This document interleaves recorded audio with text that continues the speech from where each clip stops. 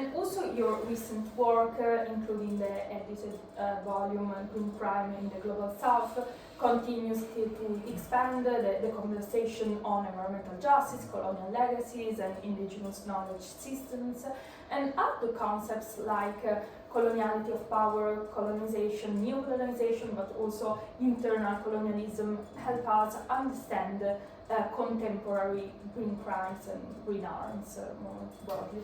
Yeah, so as you are hinting toward, Southern green criminology is inspired by different frameworks that exist. This is not something I invented. I proposed it and maybe gave it a name, but of course it draws on the work that others have done before.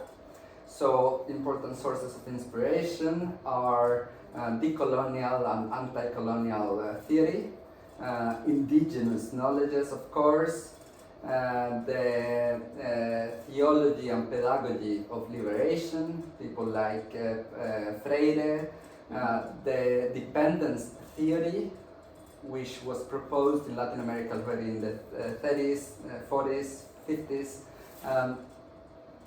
So I was using all those tools to propose this framework, and since and of course the Latin Americans had already studied green crime in the 70s and 80s, but that's something that we forget. So what I was trying to do was to remind people that that knowledge already existed, that it was not something that some Westerners invented and then gave to the Global South, but it's something that we have been concerned with before.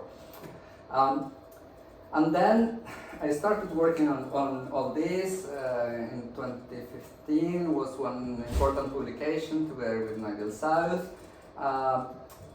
And since then, many people have gained an interest in Southern green criminology. So what I have seen is an explosion of studies in both in Latin America, but also in other places, and of course in different countries in Africa, but also in Europe. Yeah. People concerned with the Souths in the North. So there are many new voices working in Southern green criminology, and all those voices have contributed with different concepts.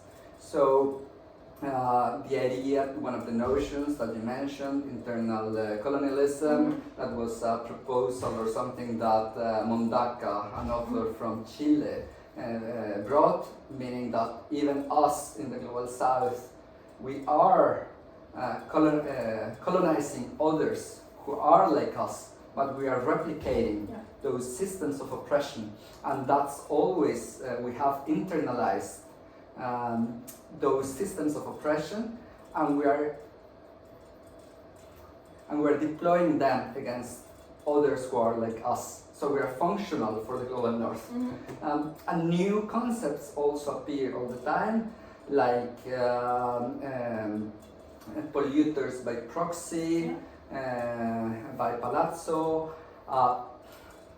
which is the idea that states in the Global North find legal strategies to still profit from the acts of their corporations, but to detach from responsibility. Okay. So the thing is that colonialism and coloniality, they operate in many ways. They are a complex system, and we need different concepts to understand how they operate, to shed light on their operation. So all these concepts that you mentioned, which come from both decolonial theory from before, but also which are appearing with the work of neo-scholars, they help us understand how the unequal distribution of power between the Global North and the Global South is functional in the plundering and the destruction of the Global South.